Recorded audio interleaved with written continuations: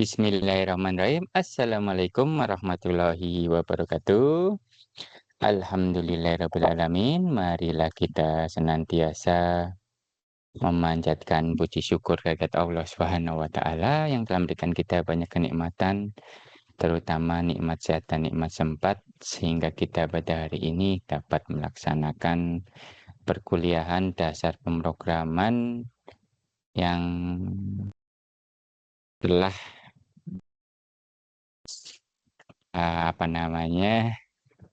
telah berlangsung ya pada pertemuan kedua setelah libur panjang. Salawat dan salam semoga tetap tercurah kepada junjungan kita Nabiullah Muhammad SAW, keluarga, sahabat, dan insya Allah ke kita sebagai umatnya. Oke teman-teman, kita lanjutkan perkuliahannya ya. Setelah kemarin pertemuan pertama kita ice breaking, kemudian saya sudah menunjukkan ke kalian software apa aja yang harus dipasang gitu ya. Ya, jadi silakan kalian memasang software-software yang ada di tulisan download ini ya. Dan ini insya Allah nanti akan selalu kita gunakan ya ketika kita ketemu dengan mata kuliah yang berhubungan dengan programming. Terutama yang saya ajarkan adalah kemarin ya, algoritma dan struktur data, sekarang dasar pemrograman, semester depan ada sistem basis data, kemudian ada kalian semester depan 3 ya. Oh, berarti saya ngajar kalian sistem basis data ya. Nanti semester 4-nya ada analisis dan perancangan sistem, kita pakai lagi. Yang ini kita pakai lagi. Kemudian pemrograman website dasar dan pemrograman website lanjut juga ini kita pakai lagi. Gitu ya. Oke. Dan kita akan lebih banyak praktek ya. Teorinya dikit aja.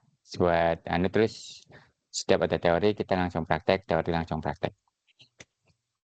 Oke, kita pengenalan pemrograman komputer dulu ya. Ini lebih advance lagi ya dari apa yang disebut sebagai yang kita pelajari di semester kemarin, struktur data dan algoritma. Karena di struktur data dan algoritma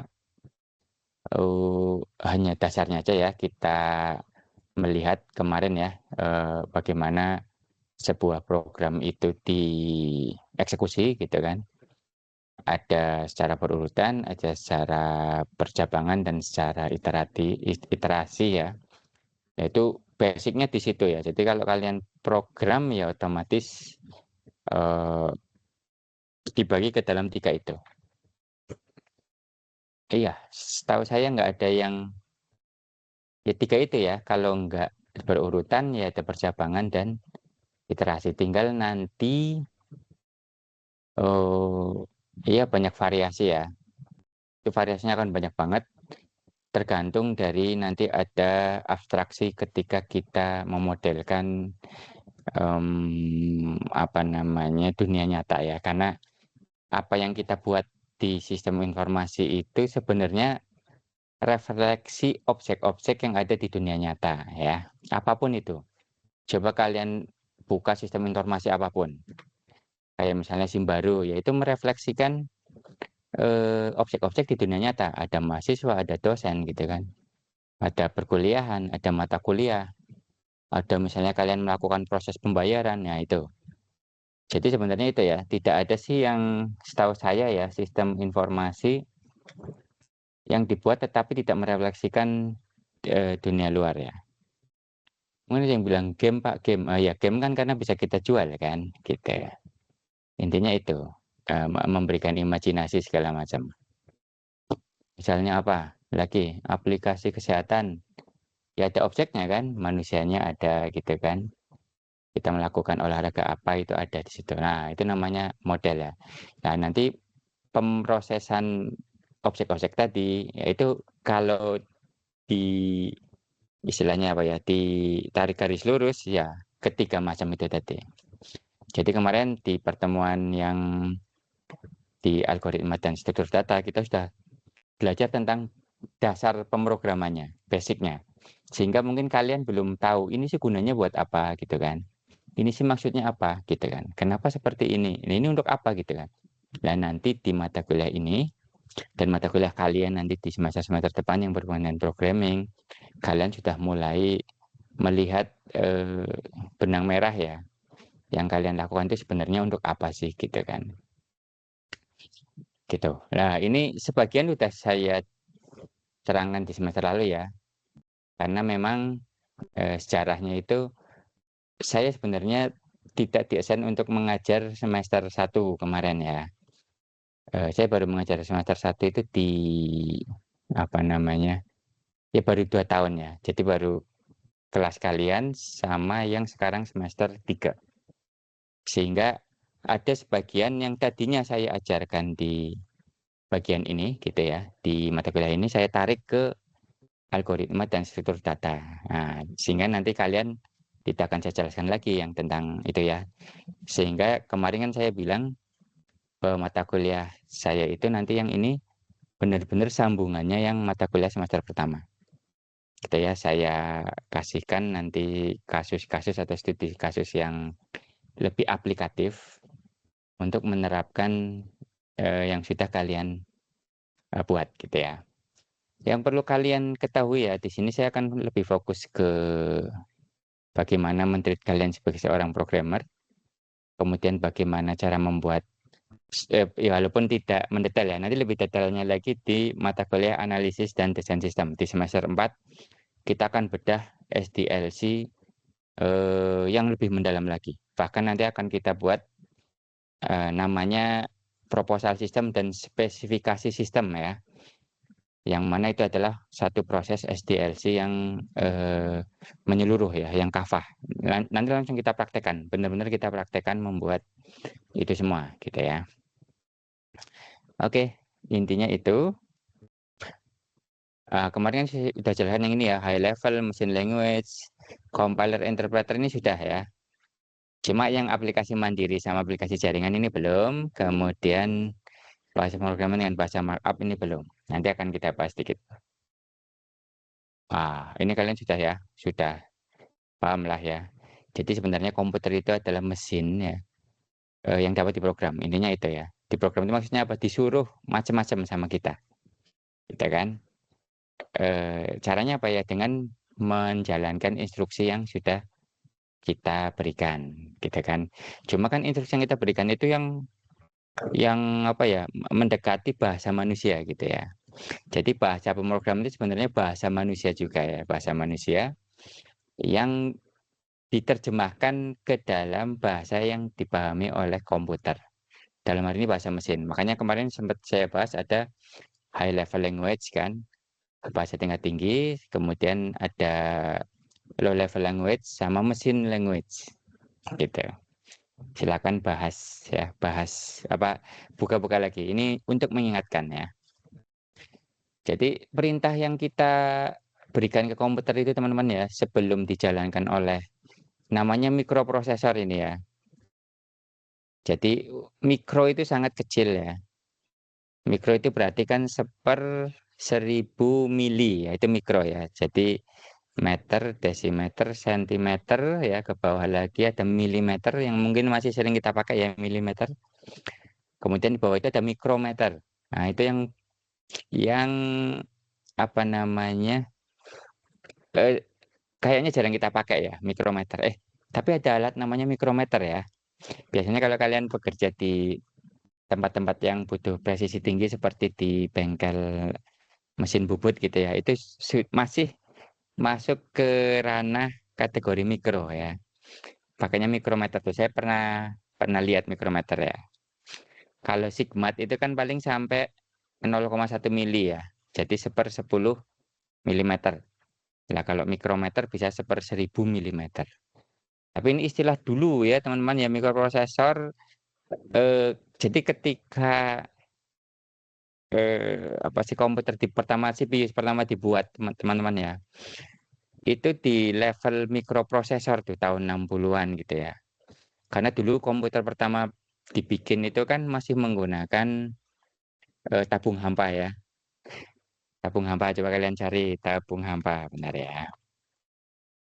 Saya sambil ketik di sini ya. Jadi CPU itu ya dulu ya Central Processing Unit namanya ya. Unit untuk pemrosesan. Itu di awal-awal itu di tahun 1940-an gitu ya. Ini sudah ada sebenarnya. Sudah ditemukan ya menggunakan tabung hampa namanya. Jadi apa istilahnya ya? Ada peralatan elektronik yang kalau kita jadikan jadi listrik ya, sebenarnya kita mengatur listrik nih. Kita bisa membolehkan listrik untuk liwat ya kayak saklar gitu ya. Dengan apa namanya? Memberikan perintah ya atau sinyal tertentu pada kaki yang ketiga. Makanya tabung hampa itu isinya tiga kaki gitu kan. Jadi kalau dia on nanti akan diteruskan. Kalau off di ini bentuknya gede banget nih.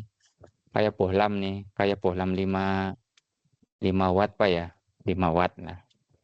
Gede, panas, persis bentuknya kayak bohlam, terus dia bisa nyala gitu kan. Coba kalian cari aja deh komputer yang menggunakan tabung hampa kayak apa. Terus masih disambungnya itu menggunakan kabel tembaga, kabel listrik kayak kayak kita punya di rumah gitu kan. Makanya jangan heran dulu itu komputer gedenya satu lantai ya, satu lantai gedung. Itu komputer ya dengan kemampuan ya yang nggak terlalu keren lah ya. Sampai akhirnya ini gede nih ya, gede mungkin namanya bukan mikroprosesor nih di sini. Belum ada istilah mikroprosesor. Mungkin istilahnya sentiprosesor kali ya, sentimeter sih gitu. Kemudian tahun 50-an kali ya, saya lupa tahun-tahunnya nanti dicek aja ya. Itu sudah mulai ditemukan yang disebut sebagai transistor nih. Jadi transistor itu namanya semikonduktor ya. Semikonduktor. Ini sebenarnya semikonduktor juga. Si tabung hampa itu dia tidak dibikin dari material semikonduktor kali ini ya. Kalau transistor itu semikonduktor. Ini persis seperti tabung hampa gitu ya. Tabung hampa tetapi ukurannya sangat kecil ya. Ini paling ukurannya kalau kalian beli transistor deh di pasaran ya, itu ya ordenya mili lah ya, milimeter sampai sentimeter. Nah ini salah satu langkah menjadi CPU modern. Nah, CPU modern ya. Kemudian transistor kan sebenarnya susunan transistor itu ya sampai ada ribuan transistor, ratusan transistor. Kemudian transistor makin kecil, kecil, kecil sampai ada transistor yang kecil banget gitu ya, mungkin milimeter, order milimeter. Kemudian ditemukanlah proses litografi namanya. Saya nggak tahu sih tahun berapaan ya. Mulai ada chip. Ya mungkin tahun 70-an kali ya itu mulai. Ya sebelum itulah 60-an itu ada chip ya namanya. Chip ya. Nah, ini chip adalah kumpulan transistor nih teman-teman.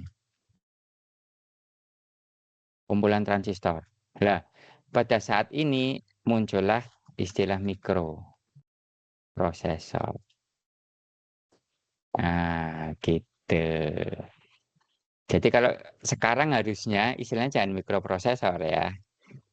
Istilahnya apa? Nanoprosesor mungkin ya. Nah, apa namanya? Kita udah sampai bikin CPU-nya itu kategori nano ya, nanometer. Nanometer itu iya ya, 1/1 juta milimeter. Nah, 1/1 juta gitu ya. Jadi 1/1 juta milimeter. Jadi 1 milimeter itu dipotong-potong lagi jadi sejuta. Nah, kecil banget kan.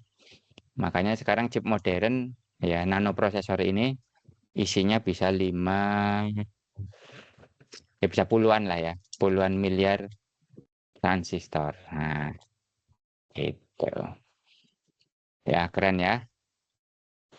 Sehingga HP kalian yang kalian bawa-bawa itu di kantong kalian itu kekuatannya bisa seper bisa 1000 kali superkomputer tahun 60-an. Jadi tahun 60-an itu ada superkomputer,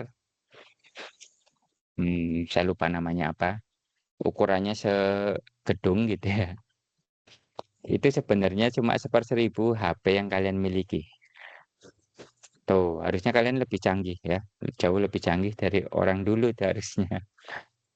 Nah gitu, jadi istilah mikroprosesor itu, gitu ya. Ke hardware-nya ya, kemudian untuk menerjemahkan biar bisa sampai ke tingkat bahasa manusia gitu ya. Ya butuh namanya lapisan-lapisan perangkat lunak ya. Dari yang paling basic adalah BIOS ya. Kalau di komputer kan selalu ada BIOS-nya, basic input output. Terus habis itu ada OS ya. OS memberikan instruksi set bahasa yang dipahami oleh mikroprosesor.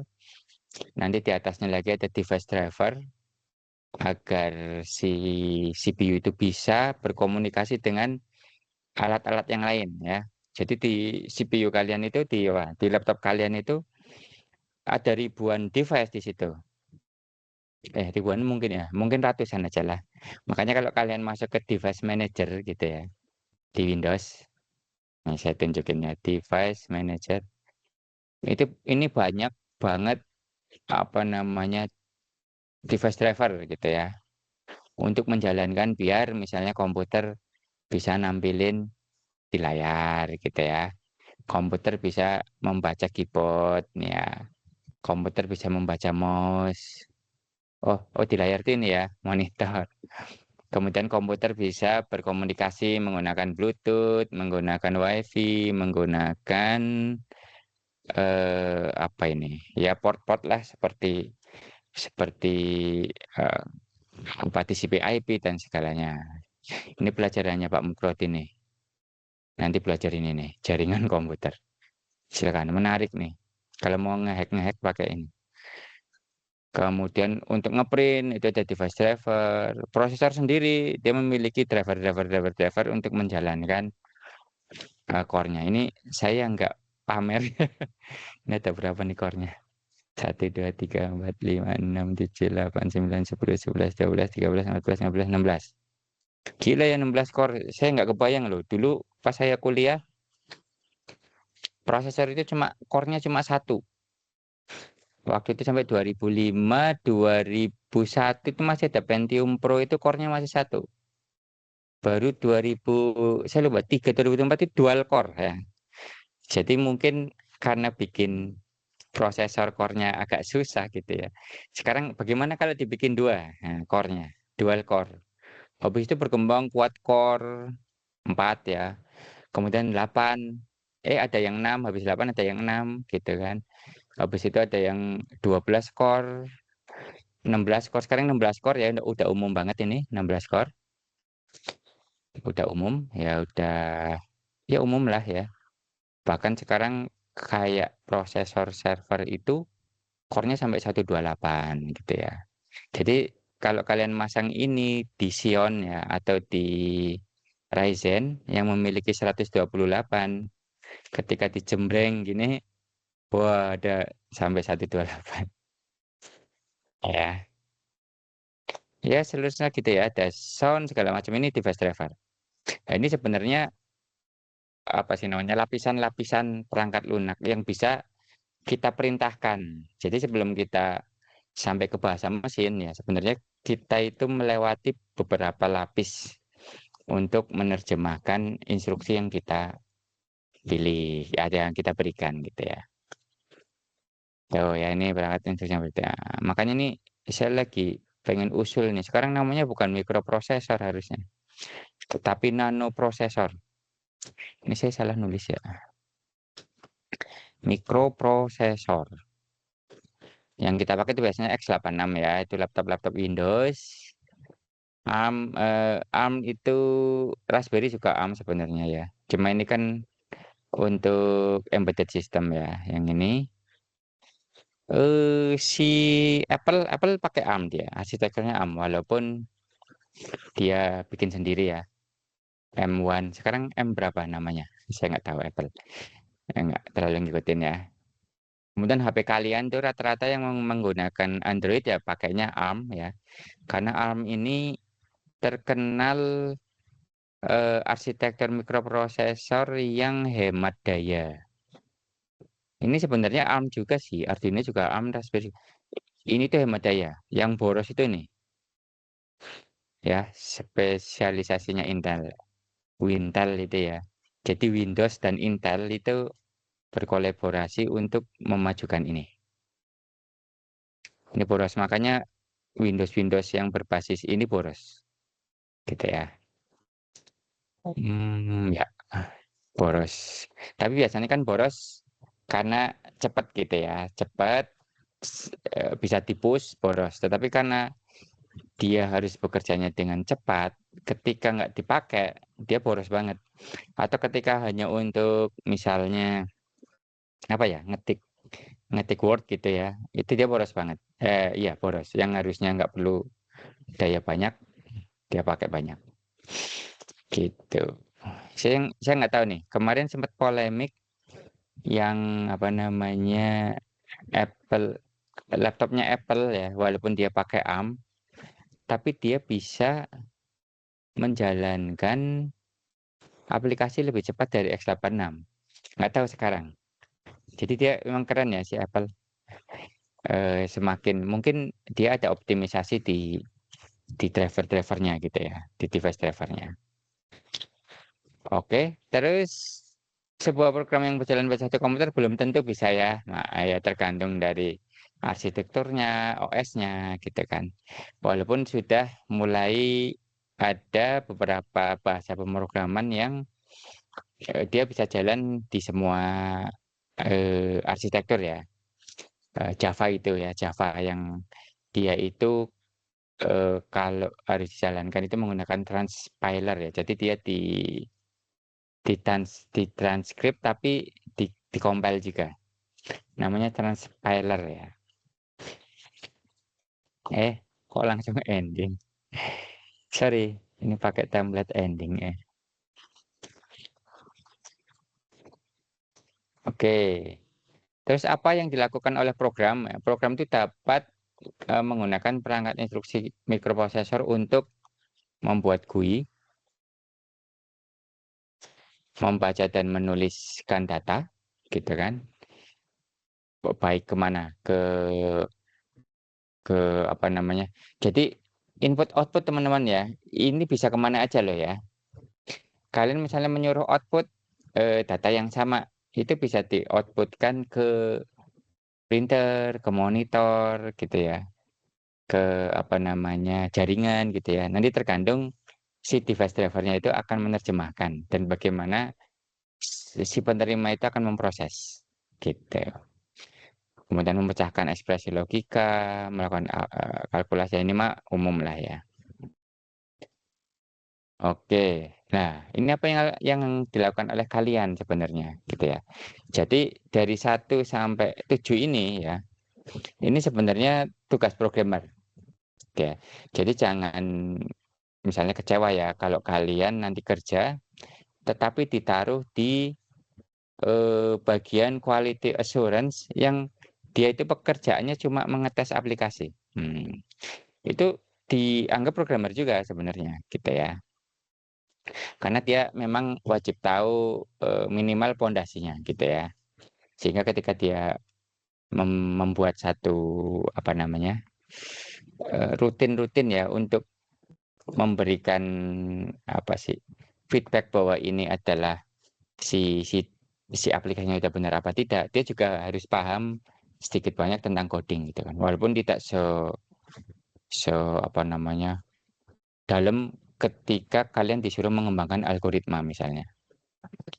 Kalau algoritma kan benar-benar dari hal yang abstrak gitu kan. Ini biasanya orang-orang CS nih ya. Jadi orang-orang computer science itu mainannya di algoritma. Nah, kita sebagai orang SI itu mah make aja ya. Jadi algoritma itu udah banyak, keren, kita tinggal pakai. Ya sudah ada library-nya juga, kita tinggal pakai. Tapi kalau kalian minat untuk mengembangkan ini ya bisa saja gitu ya. Nanti kalian belajar bagaimana mengembangkan algoritma, tapi ini udah ini banget ya, kecuali nanti kalian masuk ke area-area yang sekarang masih berkembang. Misalnya nih, mengembangkan algoritma untuk machine learning ini sekarang masih berkembang banget, ya. Kemudian algoritma untuk apa lagi ya, menerbangkan drone secara bergerombol ya, swarm drone misalnya. Algoritma untuk mengejar rudal gitu ya. Itu ada itu algoritmanya. Beneran, kalian cari aja deh, banyak jurnalnya. Ya, algoritma untuk kalau mesin learning kan mendeteksi macam-macam ya, mendeteksi penyakit pada tumbuhan bisa, pada manusia bisa gitu kan. Itu algoritmanya sekarang udah banyak gitu ya. Cuma kalau kalian mau fokus ya kayaknya kayaknya kalian harus otodidak belajar sendiri ya, karena prodi SI di mana peradaban tidak didesain untuk mengembangkan algoritma. Kecuali nanti ada ya, saya sih sebenarnya kebayang ya kalau kita punya lab misalnya robotik gitu ya, spesifik sekalian ya, robot untuk apa misalnya. Nanti kita pelajari algoritma yang sudah ada, kita kembangkan. Gitu. Itu bisa juga, seperti itu juga bisa. Mungkin kita lebih ke arah ini sih. Ke ini ya, mata kuliah kita. Kemudian yang ini juga nggak ada mata kuliah khusus nih. Ini harusnya ada mata kuliah khusus ya di area DevOps ya. Cuma kayaknya kita belum. Ini juga nggak ada mata kuliah khusus. Lah harusnya kalian programmer juga melakukan dokumentasi ya. Nah ini kira-kira yang related ya atau relevan dengan prodi SI di peradaban yang saya lingkari. Kemudian TSLC ini kulitnya aja, nanti detail di semester 4 kita masuk ke dalam. Saya ingin menunjukkan bahwa ketika kalian membuat sebuah aplikasi atau program kecil aja lah ya, itu tidak ujuk-ujuk langsung ke implementasi, tidak. Harus ada beberapa proses yang dilalui ya, apa namanya, sebaiknya gitu. Cuma ya kalau saya boleh buka-bukaan, ya pas nanti kerja ya nggak gini-gini amat sih gitu ya.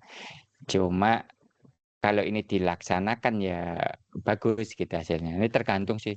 Ya tergantung bayarannya berapa lah intinya. Tergantung pay grade-nya berapa.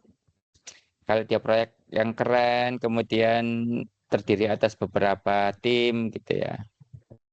Budgetnya besar ya mungkin ini semua dilakukan ya. Kalau enggak ya biasanya ya planning, analisis, ya tidak mendetail lah ya, langsung implementasi. Jadi intinya ya ketika kalian membuat sebuah aplikasi atau melakukan apa, itu kalian tidak langsung coding sebenarnya. Kalian lakukan perencanaan dulu ya. Kita mau ngapain nih, gitu kan. Eh, menentukan nih datanya ada apa enggak sih. Kemudian eh, kalaupun ada, komplit apa tidak, apa gimana gitu. Itu planning-planning itu. Sebelum kita maju ke codingannya gitu kan. Kemudian kita analisis nih ya, kalaupun datanya sudah ada, bentuknya kayak apa, ya, itu kita analisis bentuknya ya. Apakah sesuai dengan kebutuhan kita apa tidak gitu kan. Kemudian data ini itu nanti bisa nggak apa namanya mensupport kebutuhan kita gitu kan.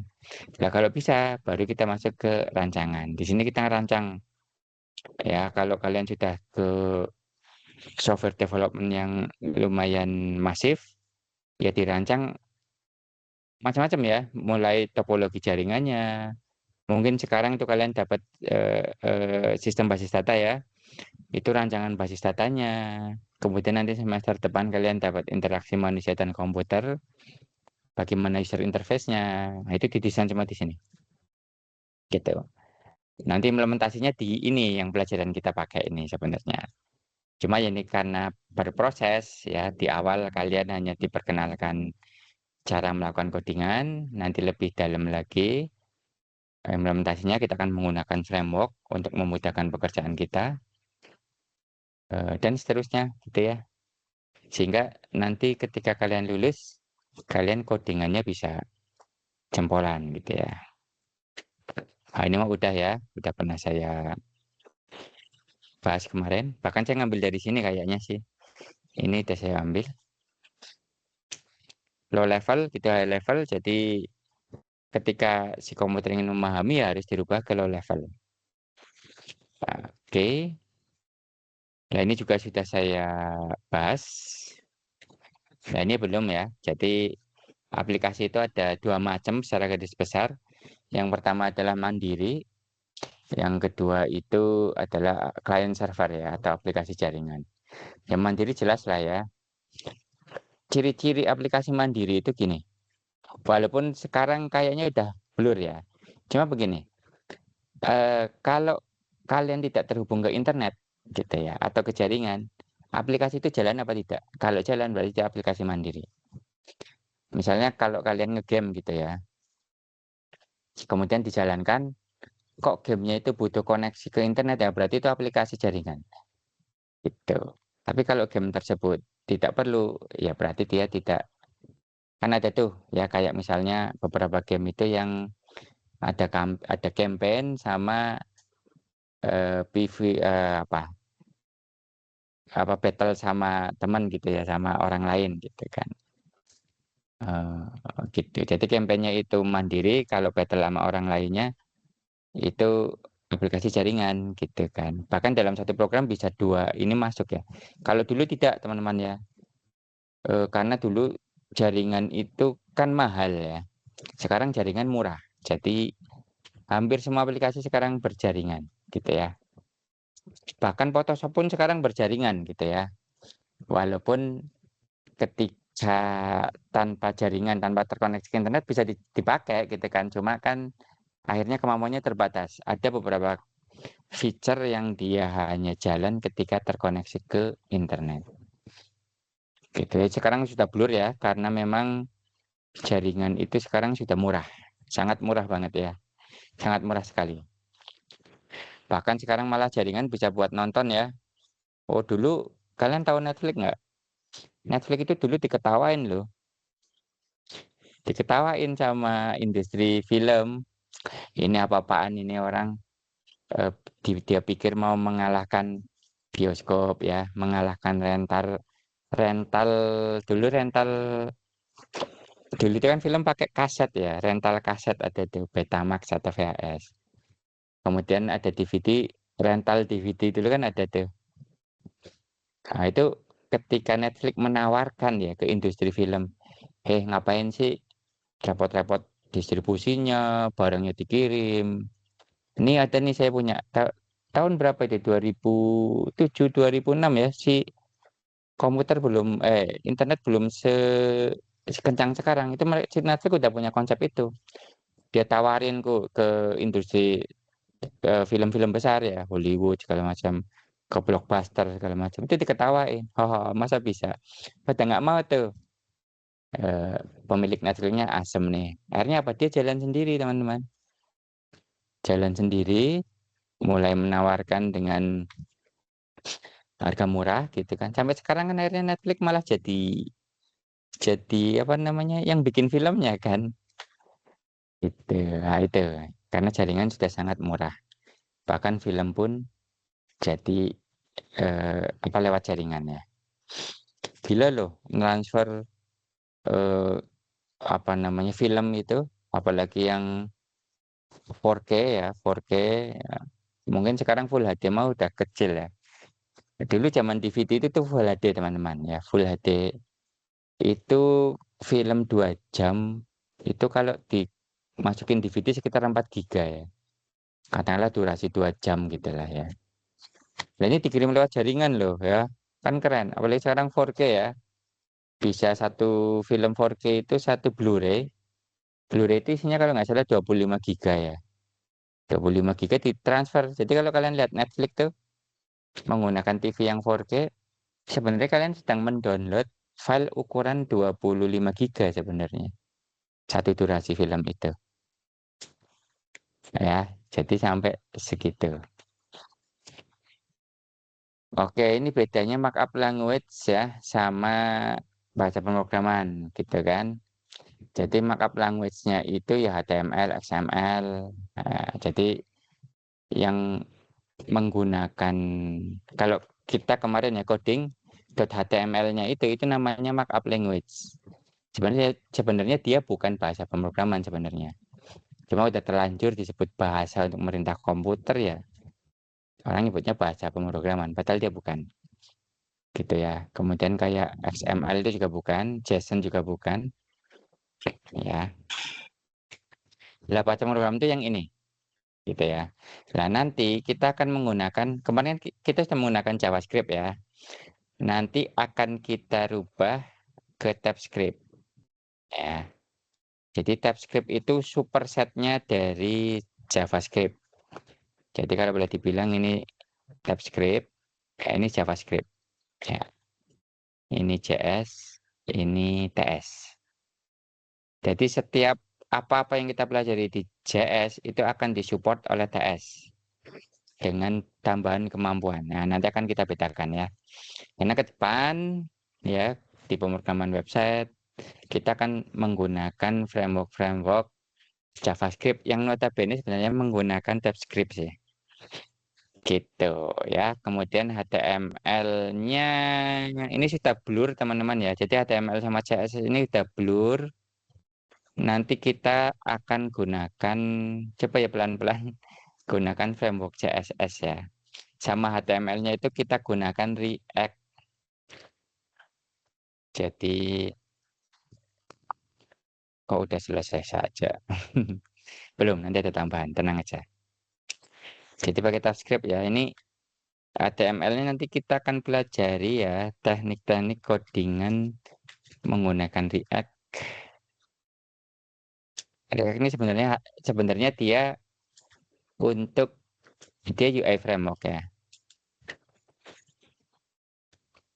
menggunakan JS ya, menggunakan TypeScript juga sih menggunakan TS. Jadi kalau saya bilang JS sama TS itu jangan itu ya, jangan bingung sebenarnya TypeScript itu ya JS gitu ya. Cuma nanti ada perlakuan khusus saja. Jadi TypeScript itu JS dengan type. Mau saya ceritain itunya, sejarahnya. Bentar ya. Jadi JS ya sebenarnya sama dengan ini. Karena superset dari TS itu sama dengan JS dengan apa sih namanya turbo gitu ya. Apa ya? Ya JS dengan type lah sebutannya ya. JS dengan type. Apa itu type? Kenapa jadi TS? Nanti akan saya jelaskan. Dan nanti HTML-nya kita sudah tidak menggunakan tag-tag HTML ya seperti ya masih sih, cuma nanti tekniknya biar interaktif sudah mulai digabungkan dengan TS-nya. Kalau kalian ingin lihat ya saya udah ngasih linknya ya. Di mana sih tadi ya? Ya di sini ya, kan saya sebutkan ini React ya. Jadi ini link untuk React, silakan dipelajari. Saya ketik di sini deh. Ini ini React ya, UI framework.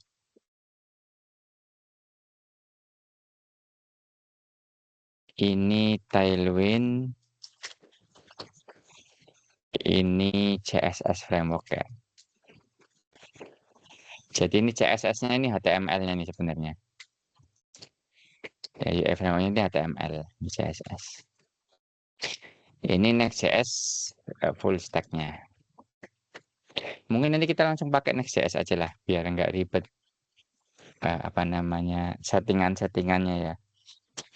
Termasuk kalau nanti kita belajar TS-nya ya. Nanti kita akan coba membuat aplikasi sederhana lah ya untuk mengupdate dan apa namanya menampilkan data dan mengambil data tersebut dari API ya, dari API aja. Oh, Oke, itu ya React. Nah, SQL ini untuk bahasa untuk mengakses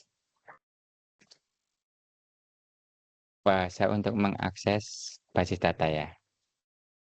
Ini nanti saya kasih hin aja. Ya prakteknya langsung praktek aja kalian ikuti ya.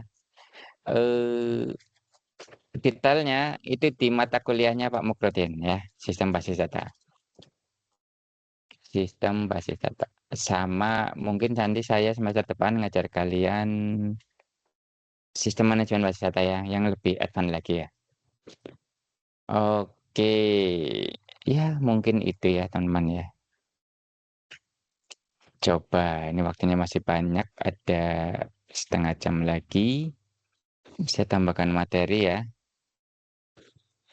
Eh, Pemrograman. Jadi intinya itu ya, dasar pemrograman yaitu bagaimana kita melakukan atau memberikan perintah-perintah kepada komputer ya dengan menggunakan tadi ya framework tadi atau bahasa gitu. Oke,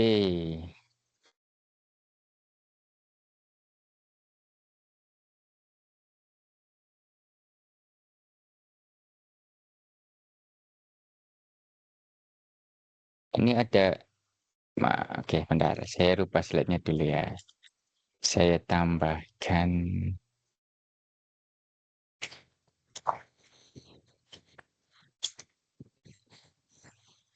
ternyata ada slide bagus ini. Eh, Cuma saya gabungan aja ke sini.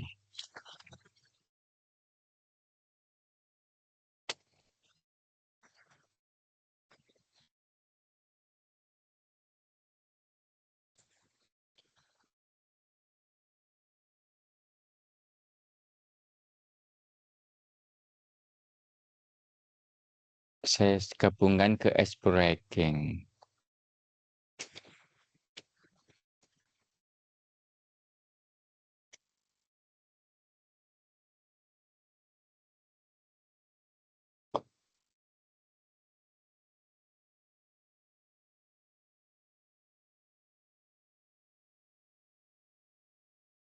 Oke,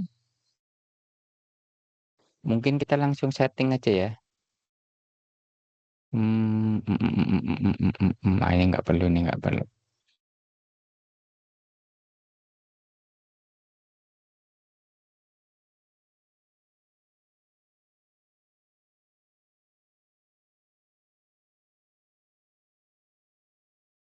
Copy slide, mana copy slide?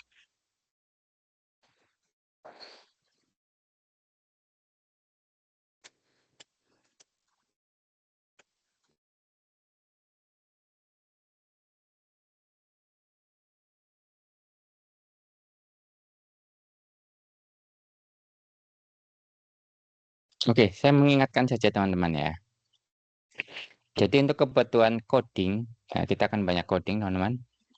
Itu silakan kalian download yang sudah saya tandain download ya. Kemudian kalian install, ikuti aja pesan-pesan di layar, nggak ada yang aneh-aneh ya. Kalau ada yang mau dicatat, sekalian dicatat. Misalnya kayak di Postgre ini kan kalian ditanyakan super admin passwordnya ya. Itu kalau sampai lupa itu repot ya. Saya nggak tahu cara recovery-nya. Sebenarnya ya mungkin bisa ya. Cuma ya nanti jadi repot. Ya nanti disimpan aja gitu ya. Passwordnya disimpan atau kalian ingat-ingat. Kalau saya punya tuh daftar password karena setiap aplikasi passwordnya saya beda-bedakan. Gitu. Kemudian Git SCM ya. Ini juga perlu akun GitHub. Oke. Nah, ini silakan di-download, dipasang ya. Ini yang akan kita pakai terus. Sering kita pakai nantinya. Basis datanya kita gunakan Postgre saja, walaupun nanti kayaknya Pak Mukrodin masih menggunakan MySQL ya. Menggunakan XAMPP, kita pakai Postgre aja karena kita udah nggak pakai PHP lagi gitu ya. Ya sebenarnya bisa sih JavaScript connect ke MySQL, cuma ribet aja ya kita harus masang yang istilahnya apa ya, yang nantinya nggak kita gunakan ya. Kayak PHP kan nggak akan kita gunakan lagi. Ini penjelasan masing-masing perangkat lunaknya ya, teman-teman ya. Ini Mas penjelasan, kemudian ini udah nggak kita pakai lah ya. Ini nggak kita pakainya Postgre. Nah, ini saya tulis lagi aja.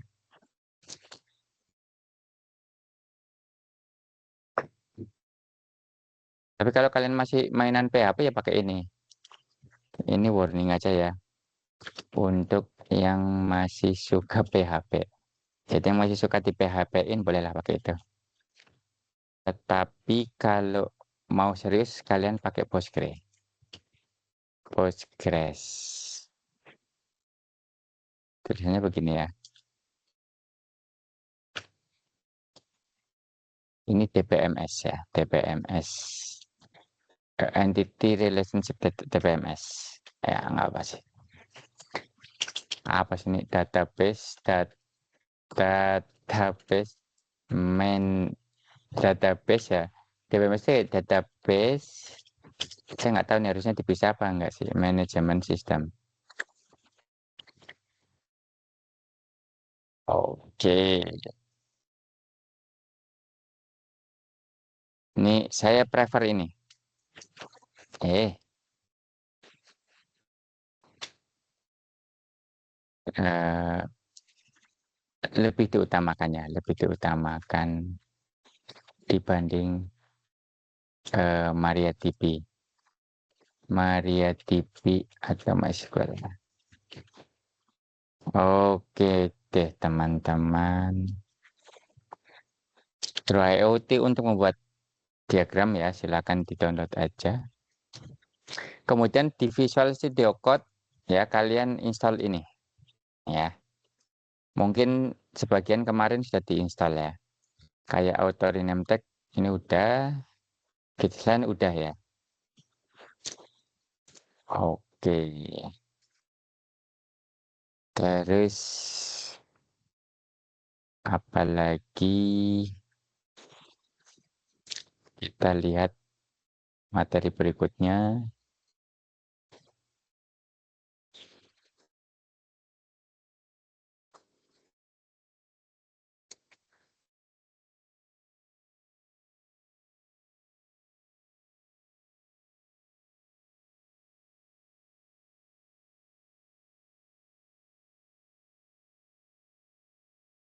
Oh, ya, ini pseudocode ya, ini buat pengertian aja kalian ya.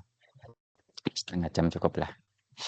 Jadi ketika kalian membuat sebuah algoritma ya, atau menyelesaikan sebuah masalah di eh, pemrograman gitu ya, teman-teman ya. Itu kalian bisa menggunakan pseudocode untuk merancang gitu ya. Jadi kalian rancang dulu sebelum menjadi sebuah algoritma gitu ya. Jadi nanti, nah ini kan sudah ya, yang ini sudah kita bahas. Oke, jadi coding itu ya kalau nggak urutan pilihan sama perulangan. Udah, itu aja gitu ya. Paling nanti kita akan membuat bagan IPO gitu ya. Dengan menggunakan flowchart gitu ya.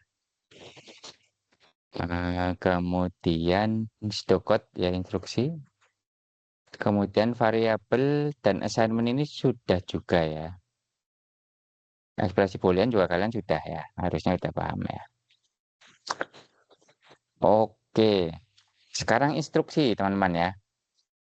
Jadi ketika kita memerintahkan komputer untuk melakukan sesuatu, kita memberikan sebuah instruksi gitu kan. Instruksinya itu urutan-urutan gitu ya. Habis ini, habis ini, habis ini. Terus ini diputar uh, berapa kali gitu ya, diulang berapa kali. Atau diputar sampai apa ya, sampai kondisi apa. Kemudian ada kalau percabangan itu kalau kita menemukan kondisi seperti ini, yang dijalankan adalah ini. Gitu ya intinya gitu ya. Jadi instruksi itu harus memiliki karakteristik ya yang perlu kalian pahami itu adalah instruksi itu mudah dipahami. Ya, selain mudah dipahami dia benar. Jadi mudah dipahami itu tidak, apa ya, ya tidak bertele-tele lah ya. Ya intinya kalian ngasih instruksi ya, dia akan memberikan satu hasil gitu ya. Satu hasil yang mudah diprediksi. Nah, itu mudah dipahami. Kemudian benar, tidak ambigu gitu kan. Tidak ambigu itu apa ya? Kan ada tuh kalau kita kasih misalnya sebuah fungsi ya, kita kasih input yang sama hasilnya berbeda. Nah, itu sesuatu yang ambigu ya. Kita kasih input yang berbeda hasilnya, ya mungkin ya kalau kalau inputnya berbeda hasilnya apa namanya sama sih bisa terjadi ya. Semua seperti itu ya. Tetapi kalau inputnya sudah sama, kok hasilnya berbeda ini sesuatu yang ambigu. Kemudian efisien ya. Ini efisien kalian sudah belajar tentang kemarin apa namanya analisis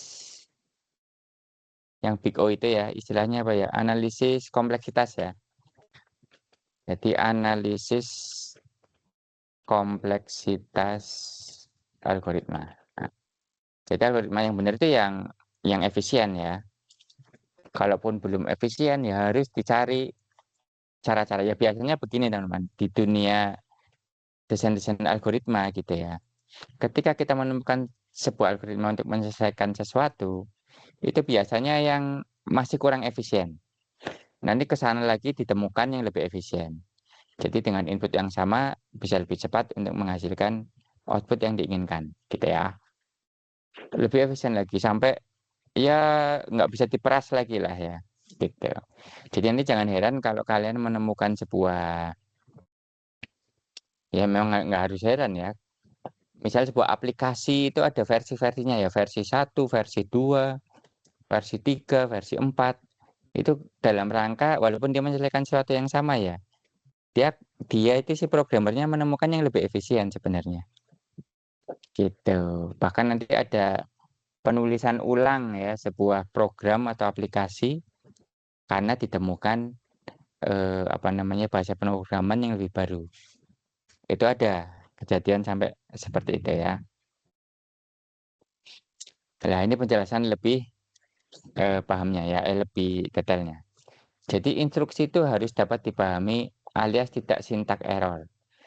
Syntax error itu kalian mengetik sesuatu gitu kan, tetapi yang membaca itu tidak paham atau ada yang salah gitu kan. Namanya syntax error. Gitu ya. Jika pengguna berbahasa Inggris, buatlah instruksi dalam bahasa Inggris. Jika komputernya apa? Jika kita codingannya menggunakan bahasa pemrograman misalnya JavaScript atau TypeScript ya gunakan pakai TypeScript gitu ya. Jadi program komputer memiliki sintaks dan semantik ini sudah dijelaskan di kemarin ya. Jadi kalau kalian bikin program ya, ketika dijalankan itu ada dua error teman-teman ya. Yang pertama adalah syntax error dan logical error. Kalau syntax error ini kesalahan ketika kalian memberikan perintah gitu. Jadi ketika itu belum dijalankan sebenarnya, baru di scan, ternyata perintahnya salah. Si komputernya bingung gitu kan. Apa nggak paham gitu ya. Itu namanya syntax error. Tapi ketika paham ya, tetapi jadi perintahnya Pak dipahami ya, tetapi ketika melaksanakan kok tidak sesuai dengan ekspektasi kita itu namanya logical error. Jadi kita memberikan perintah yang salah dipahami gitu ya. Jadi pertama itu perintahnya kalau syntax error itu perintahnya tidak dipahami ya. Kalau logical error itu perintahnya dia pahami tetapi salah dimengerti. Gitu ya. Jadi salah dimengerti. Jadi yang ini analoginya ya, analoginya ini lebih menarik sih. Perin ini analoginya ya, ini analogi perintahnya dipahami. Oke. Kalau ini setelah syntax error nggak ada, ya baru kita cek dia logical error apa tidak. Analoginya perintahnya tidak dimengerti. Apa tadi ya? Iya ya, tidak, bukan tidak dimengerti ya. Hmm, jadi perintahnya dipahami, tetapi salah ya. Perintahnya salah dijalankan. Nah, perintahnya salah ketika dijalankan. Gitu. Namanya logical error ya, kesalahan logika. Jadi paham nih, paham perintahnya, tetapi ketika dijalankan itu ternyata salah gitu loh. Terjadi logical error. Nah yang ini itu mudah banget ditemukan dan ya ketika dikompil aplikasinya dikompil atau dibaca, baru dibaca aja, ini langsung muncul sintak errornya seperti apa. Gitu ya. Kalau logical error, perintahnya benar ya, jadi secara sintak dia tidak error, cuma ketika dijalankan tiba-tiba terjadi error atau aplikasinya jalan seperti biasa, tetapi ketika berproses di satu waktu dia akan terjadi kesalahan. Itu namanya logical error. Ini namanya tidak sintak error ya. Ini harus dapat dipahami, terus instruksi harus benar ya, tidak logical error. Instruksi program yang dapat dipahami namun tidak benar memiliki logical error. Jadi dipahami tapi instruksinya nggak benar. Jadi tidak ada sintak error dan program tidak akan dijalankan, tapi komputer akan mengeluarkan hasil yang salah. Ini namanya logical error. Perintah tidak ambigu. Jadi instruksi program harus presisi dan tidak ambigu. Jika ambigu, program tidak dapat dieksekusi dan muncul ya belum tentu muncul sintak error sih ya. Cuma muncul bug sebenarnya. Namanya dapat ya, dapat. Karena bug itu tiba-tiba dan muncul bug ya atau kesalahan. Bug itu adalah kesalahan yang tidak disadari oleh si programmer. Itu namanya bug. Oke. Jika instruksi sudah dipahami, sudah benar dan tidak ambigu atau mengeluarkan bug, maka karakteristik terakhir itu harus efisien. Ya. Efisien itu macam-macam ya. Kemarin ketika kita belajar tentang analisis kompleksitas algoritma, itu bisa efisien secara waktu eksekusi dan efisien secara penggunaan space ya, RAM, bandwidth, dan segala macam. Ya, sehingga ketika dua ini diselesaikan, itu ujung-ujungnya nanti duit gitu ya. Pokoknya semua yang kita lakukan itu pasti UUD ya. Ya kalau ini udah efisien ya nanti biayanya lebih sedikit gitu, lebih cepat selesai. Jadi usaha-usaha kita ya ketika kita membuat sistem, membuat apapun, pasti tujuannya adalah untuk lebih efisien ya. Lebih ya kalau bisa tiduran dapat duit ya, gitu ya. Nah, karena itu teman-teman ya, ketika kalian buat aplikasi itu jangan harap aplikasi yang kalian buat itu langsung sempurna, gitu ya. Karena itu tadi ya, ada empat karakteristik yang harus kalian jaga, gitu kan. Tidak harus sempurna, nggak apa-apa. Yang penting kalian persisten ya, komitmen untuk selalu mengedepankan yang empat tadi, gitu ya. Jadi untuk satu masalah itu tidak ada solusi yang paling tepat. Jadi nanti pada prakteknya ya teman-teman ya, kita itu akan menggabungkan beberapa algoritma untuk menyelesaikan. Bahkan ya teman-teman ya, ada algoritma yang sangat cepat yang bisa menyelesaikan sebuah permasalahan. Tetapi ketika diberikan permasalahan yang sama, dia tidak tepat atau tidak bisa dilakukan. Sehingga perlu dilakukan ubahan. Nah, nanti kalau kalian belajar kecerdasan buatan, saya ada penjelasan tentang sebuah algoritma ya, namanya eh, depth first search ya, DFS ya. Depth first search itu sorry, breadth first search ya, BFS. Jadi nanti gini, sambil ya siapa tahu kalian mau cari-cari ya.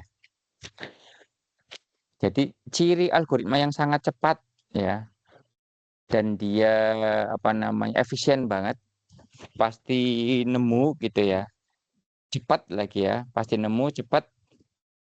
eh, Salah satunya adalah algoritma namanya BFS ya. Ini sering dipakai di machine learning teman-teman ya. Ya, gitu.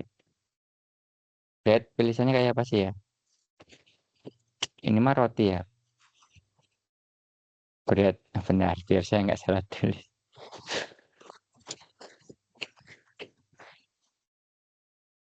Bread, oh ada TH-nya.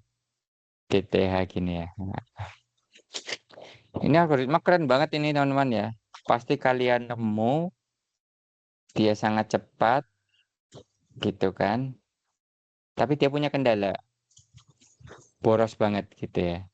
Sehingga ketika ini algoritma diterapkan pada dataset yang kecil, dia akan berhasil. Tetapi kalau datasetnya udah besar, dia akan kedodoran dan macet di tengah jalan karena kebutuhan memorinya sangat besar. Ya, kalau udah kayak gini ya udah kalian terpaksa menggunakan BFS gitu ya. BFS apa DFS ya. Coba ini kalian cari deh depth first search ya. Gitu. Ini algoritma yang menggunakan memori sangat kecil ya, tetapi dia bisa nggak selesai. Makanya kadang tergantung permasalahannya, kalian itu akan menggunakan algoritma yang mana. Bisa jadi permasalahan yang sama, karena yang satu datanya gede, yang satu datanya kecil, kalian harus pakai algoritma yang berbeda. Gitu.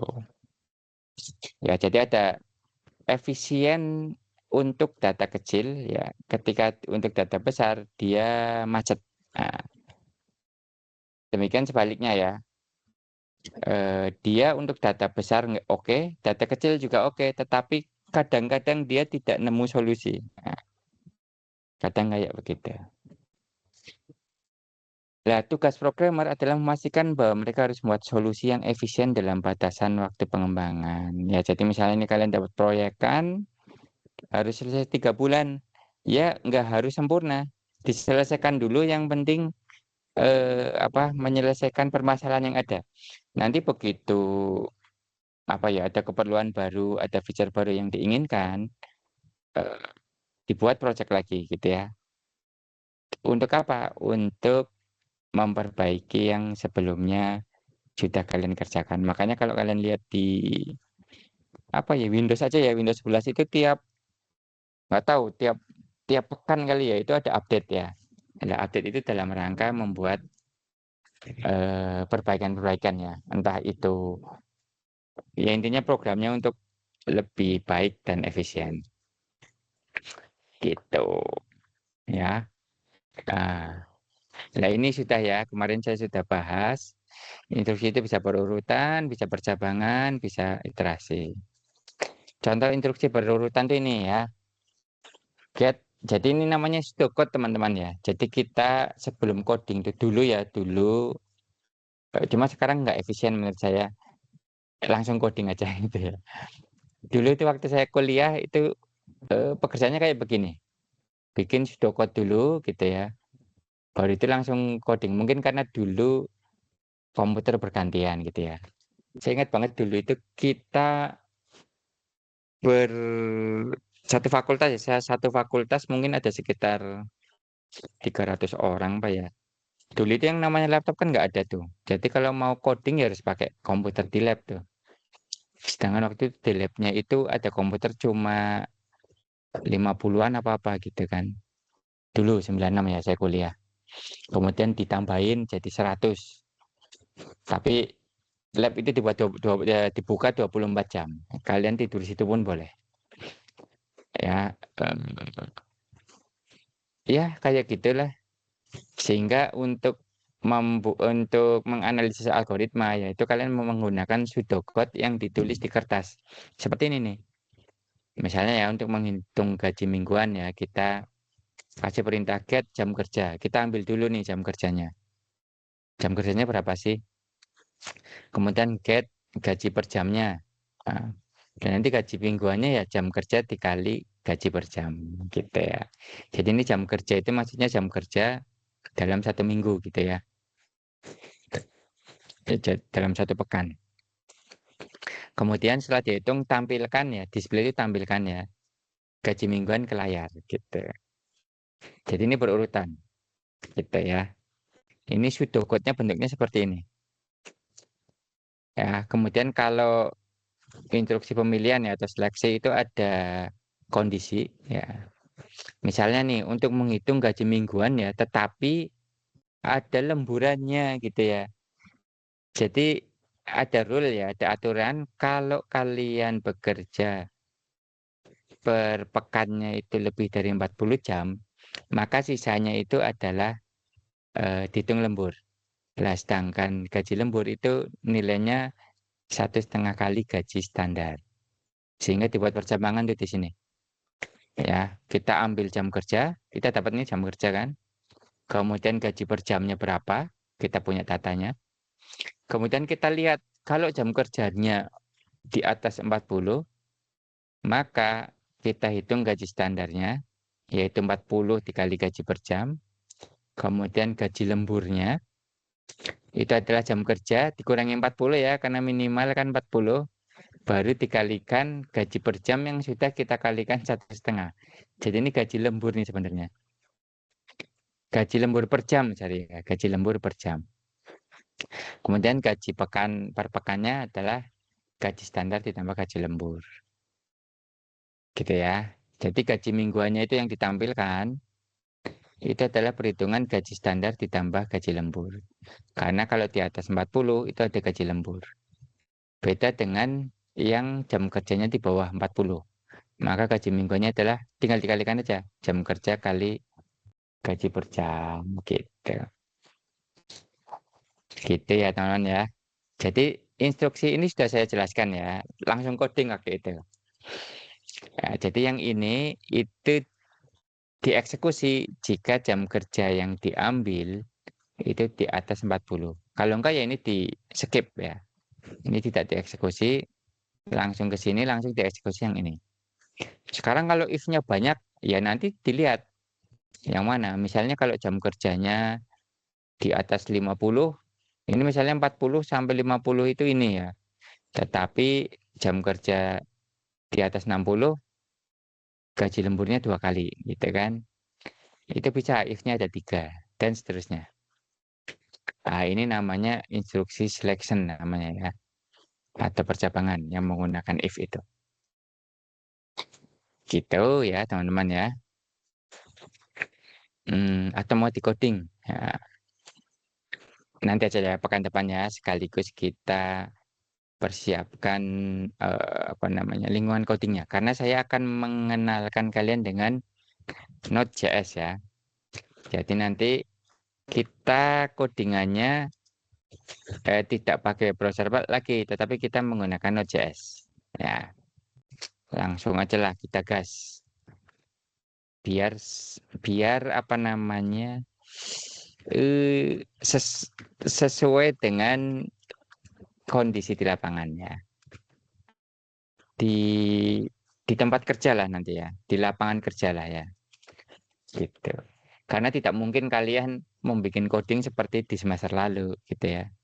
Lama banget nanti nggak selesai-selesai. Nanti ada framework, ada langkah-langkah, ada Node.js. Ini Node.js sebenarnya dia framework JS ya.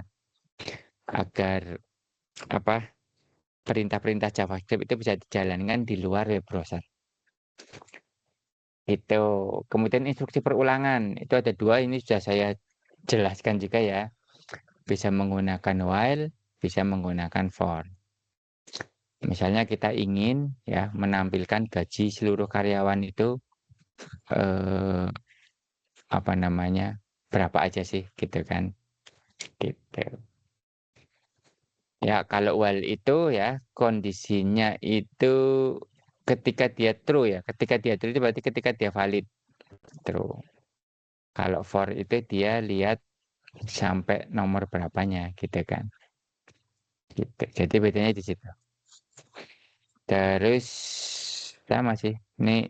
Ini lebih imperatif aja ya. Get ID karyawan berikutnya. Oke. Jadi instruksi jenis ini itu akan dieksekusi selama kondisi yang ada di sini ya, ini dipenuhi ya. Jadi while tidak menggunakan nomor indeks, for itu menggunakan nomor indeks. Jadi biasanya itu kalau kita udah tahu satu data atau jadi datanya itu sebuah data yang urutan gitu ya. Dan di situ ada indeksnya, sebaiknya kita gunakan for. Tetapi kalau tidak ya gunakan while. Tapi ini nanti kita lihat deh, kita juga akan jarang menggunakan ini ya. Karena di JavaScript itu ada satu fungsi ya, dan kita sudah dipelajari di semester lalu, namanya map gitu ya, untuk melakukan iterasi ya, karena dia iterator ya, melakukan iterasi pada sebuah array ya gitu ya. Jadi nanti selama kita codingan menggunakan JavaScript ya, karena JavaScript juga terutama React ya dan framework Next.js itu dia lebih ke istilahnya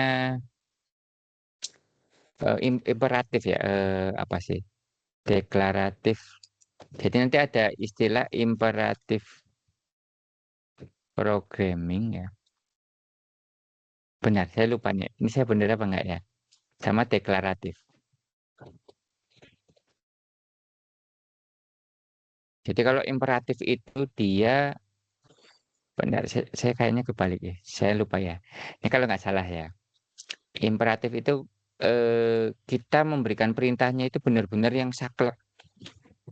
Pokoknya kamu harus melakukan ini.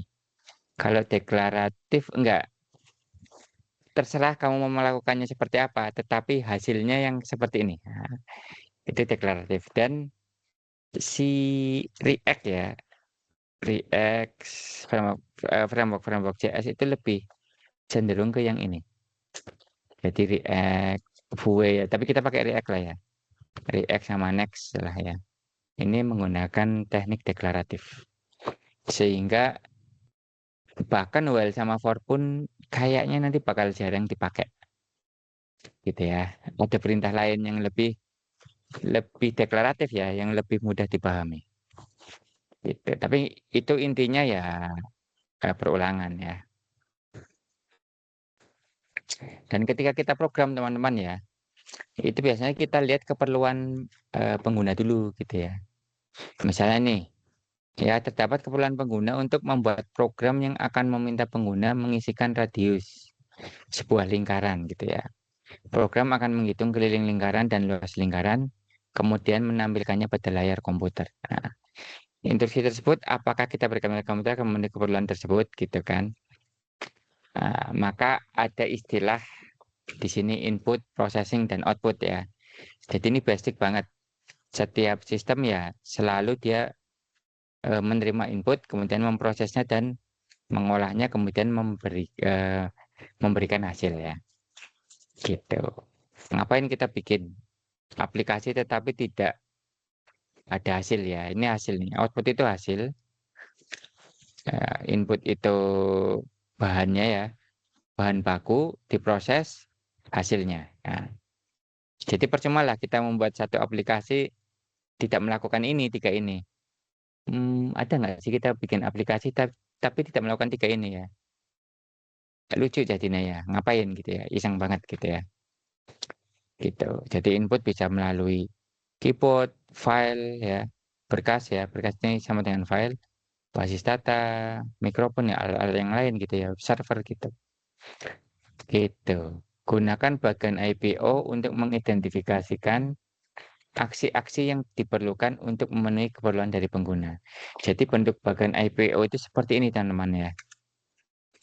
Jadi ini basicnya banget ya. Jadi nanti ini pondasi ya, walaupun nanti ketika praktek ya kita nggak gini-gini amat gitu ya. Cuma ini saya ingin membuka wawasan kalian ya, biar kalian itu berpikir seperti bagian IPO ini. Ketika nanti kalian membuat fungsi, ketika kalian nanti ingin menyelesaikan sebuah masalah, kemudian decoding, ya, kalian breakdown ya, kategorikan mana yang menjadi input, ya. Kita punya input apa aja sih? Ya, ini akan nanti menjadi parameter di fungsi ya, teman-teman ya. Kalian sudah tahu kan cara membuat fungsi dalam JavaScript ya. Itu silakan dibuka lagi, dipelajari lagi. Kemudian setelah kita menerima input, teman-teman ya, gitu. Itu input tersebut kita gunakan untuk memproses itunya, datanya, ya memproses. Oh, ternyata input yang kita gunakan ya berupa jari-jari ini untuk apa sih namanya? Menghitung luas dan keliling lingkaran gitu ya. Kita proses seperti ini. Menghitung luas, menghitung keliling, kemudian menampilkan radius, luas dan keliling. Nah, gitu. Dan nanti outputnya apa? Radius, luas dan keliling. Jadi nanti kita bikin satu ya mungkin ini akan kita praktekkan ya. Nanti saja kita praktekkan. Kita ambil inputnya ya, berupa jari-jari, kemudian kita proses, kemudian kita output. Gitu ya. Nah, setelah kita tahu bagian IPO-nya seperti ini, oh, kita tahu nih bahwa kita itu membutuhkan input data sekian biji gitu. Kali ini cuma satu ya, jari-jari ya. Kalau kalian ngisi misalnya daftar aplikasi daftar merchant di Tokopedia misalnya ya. Nah, itu inputnya apa? Kan banyak tuh. Ada nama, tanggal lahir, alamat.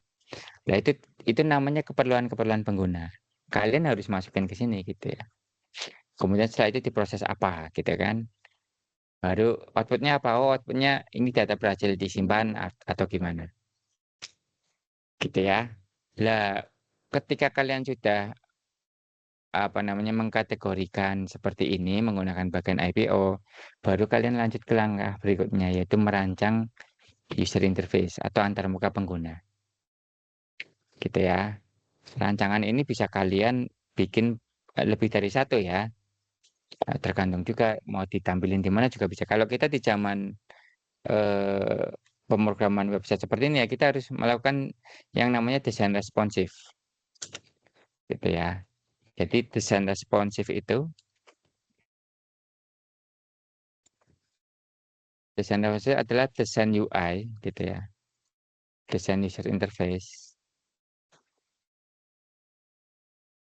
ya, yang dia akan berubah secara adaptif tergantung dari lebar layarnya. Nah, jadi kalau kalian lihat tuh, datengin ke website ya, layar ini bukan layar ya.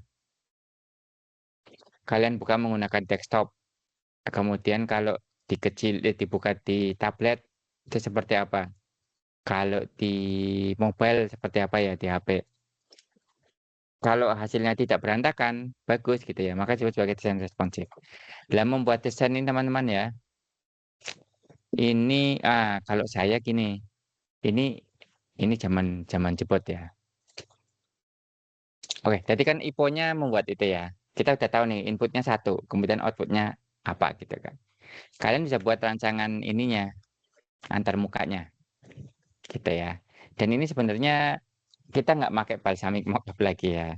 Silakan nanti kalian pasang Figma, nanti bentuk Figma itu akan seperti ini gitu ya. Nah, ini saya contohin desain, nah misalnya desain website ya. Desain web untuk desktop dan mobile gitu ya. Dan ini namanya desain responsif. Kalian memberikan alternatif desain UI untuk layar ponsel dan layar desktop. Kalau mau yang lebih keren lagi sih ini nih ya. Ya ini. Ini dia memberikan apa namanya? Ini dikecilin lagi ya. Ini lebih ekstrim lagi, bukan ekstrim sih, memang harusnya seperti ini, teman-teman ya. Ketika kalian mendesain user interface. Jadi kita desain yang dibuka untuk desktop itu tampilannya akan seperti ini. Oh, desktop ada 3 malah ya. Desktop dengan lebar layar sekian, 1920. Ini lebar layar 1920 itu Full HD ya. Full HD, kemudian dengan layar yang di bawahnya itu, kemudian dengan layar yang lebih kecil, kemudian dengan tablet lebih kecil lagi ya. Seperti ini, ini namanya desain responsif teman-teman. Ya, jadi nanti ya desain yang ini nanti coba saya emulasi ya, karena dulu saya ketika membuat di mata kuliah ini Figma belum populer gitu ya. Sebenarnya udah ada ya, cuma sayanya aja yang uh, masih gagap ya waktu itu. Oke, gitu ya. Jadi saya dulu pakai Balsamiq Mockup, sekarang pakai Figma aja. Sama aja sih sebenarnya ya, intinya gitu. Ya, jadi kalian udah buat bagian IPO-nya, kalian pikirkan user interface. Jadi user interface itu kalian fokus ke input dan output. Ya, inputnya apa, outputnya apa. Kalau di sini kan, oh inputnya radius lingkaran. Lah begitu kita klik yang ini, akan muncul lingkaran dengan radius. Ini kan menampilkan radius, memiliki luas dan keliling. Gitu. Nah ini akan kita coba emulasikan ya, tapi menggunakan JavaScript ya. Nanti kita gunakan langsung ke Next.js aja ya, biar nggak terlalu repot mikirin. Ya gitulah. Oke, kemudian algoritma ini adalah serangkaian instruksi yang ditulis secara jelas dan tidak ambigu ya untuk yang memenuhi keperluan pengguna. Ya, jadi algoritma ditulis dalam bentuk pseudocode yang memiliki sintaksis mirip dengan bahasa pemrograman. Cuma dulu saya membuat ini masih menggunakan PHP ya. Jadi bentuknya seperti ini. Sebenarnya nggak menggunakan PHP pun pengguna masukkan radius, get radius, submit. Sebenarnya sama sih ya. Cuma bisa. Nanti saya coba ya, saya coba emulasikan atau saya rubah sudah menggunakan React ya. Cobalah ya, nanti akan seperti itu. Istilah prompt dan get pada pseudocode memiliki arti untuk menerima masukan. Jadi prompt itu untuk menerima masukan, ya. Get itu untuk mengambil masukan dari si usernya. Submit itu memiliki arti bahwa masukan dari pengguna akan dikirim pada output. Ini masih menggunakan PHP dulu ya. Nggak apa-apa. Jadi intinya gitu ya, pseudocode. Sebenarnya pseudocode ini tidak bergantung dari apa namanya bahasa pemrogramannya ya. Gitu. Ini nanti kalau menggunakan oke, nggak apa-apa deh. Nanti kita coba kulik ya. Baru nanti untuk menghitung lingkaran gitu ya. Ini PHP gitu ya. Sebenarnya bukan PHP sih ini. Ini hitung lingkaran aja karena dia dua file. Nanti mungkin kita bikin fungsi aja ya. Fungsi untuk menghitung lingkaran. Jadi receive radius. Jadi kita menerima radius dari input lingkaran. Ya ini karena kita menggunakan PHP jadi lucu, dia dikirim ke servernya dulu, server yang hitung, hasil dari server ditampilkan. Nanti kalau kita sudah menggunakan JavaScript nggak kayak begini ya. Oke, oke, oke. Oke, jadi sebenarnya istilah ini tetap sama gitu ya. Cuma nanti porsi apa namanya ininya itu berbeda dikit. Oke, mungkin sampai ini dulu teman-teman ya. Ini karena sudah mulai praktek, nih saya coba praktekannya menggunakan si JavaScript aja. Dan nanti pertemuan minggu depan ini ke sana makin pakai apa sih namanya? Ini sudah ya, kalian bekerja dengan variabel udah, saya tidak akan bahas. Penamaan variabel juga tidak akan saya bahas, teman-teman ya. Karena ini juga sudah saya terangkan. Mungkin saya ingetin aja ya bahwa menggunakan penamaan variabel itu menggunakan camel case ya, punuk unta ya. Tapi ini hanya untuk di codingan ya. Kalau di basis data nanti mending menggunakan underscore seperti ini. Jadi bisa dua pendekatan ya. Gitu. Penamaan konstan ini sama huruf kapital. Assignment ya. Oke, ini nanti sudah akan saya konversi ke JavaScript-nya ya. Ekspresi aritmatika. Ini juga masih sama, ini juga tabelnya. Ada alat bantu. Oke. Oke.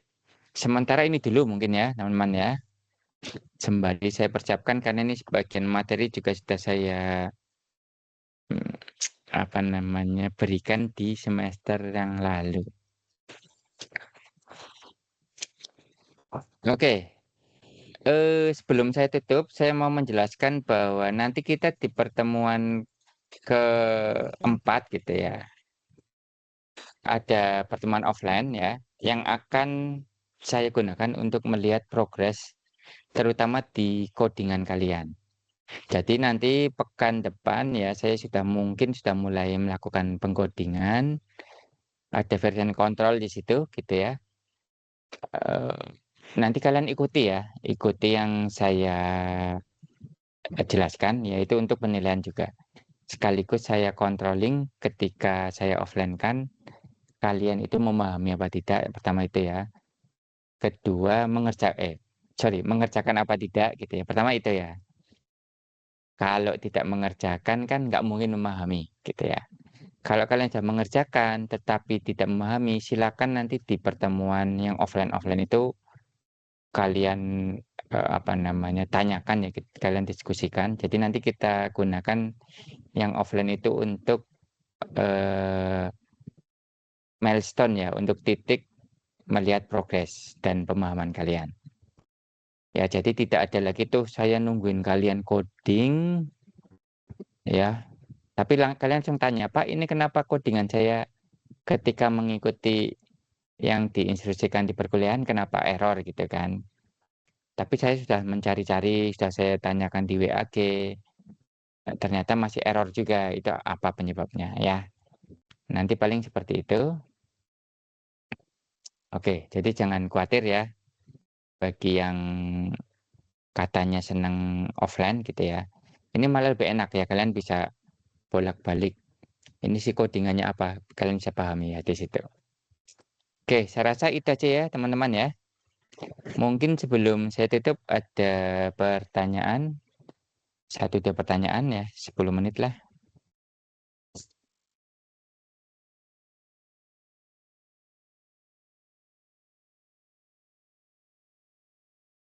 Ini mahasiswanya sekarang berapa ya kalian ya? 12 ya? 12. Oke, dari berapa ya? Dulu sih kalian kalau nggak salah ber-17 ya? Apa 12? 13, Pak. 13, Pak. Berapa? Oh, 13. 13. Oh, di awal 13. Ini yang menghilang satu orang siapa nih? Falah, Pak. Falah ya. Oh, Falah. Ada yang tahu kenapa? Diterima di negeri apa gimana? Oh, rahasia ya. Ada alasan pribadi. Oh, ya udah nggak apa-apa. Kirain hilang sampai 5 orang. Baru semester pertama. Oke ya. Jadi begitu ya teman-teman ya. Nanti ada codingan. Nanti ini saya perbaiki dulu slide-nya ya. Selalu cek repository 1 hari setelah kuliah. Kalau belum terupdate, silakan kalian protes. Ya Pak, ini kok belum diupdate gitu kan, masih yang lama gitu, atau belum diupload gitu, atau videonya belum diupload ya. Karena kadang saya suka lupa kalau sudah ada pekerjaan yang lain. Oke, saya rasa itu ya. Terima kasih banyak. Mari kita akhiri dengan membaca doa kafaratul majelis. Subhanakallahumma wa bihamdika asyhadu an la ilaha illa anta astaghfiruka wa atubu ilaik. Terima kasih banyak. Saya akhiri. Wassalamualaikum warahmatullahi wabarakatuh. Stop recording.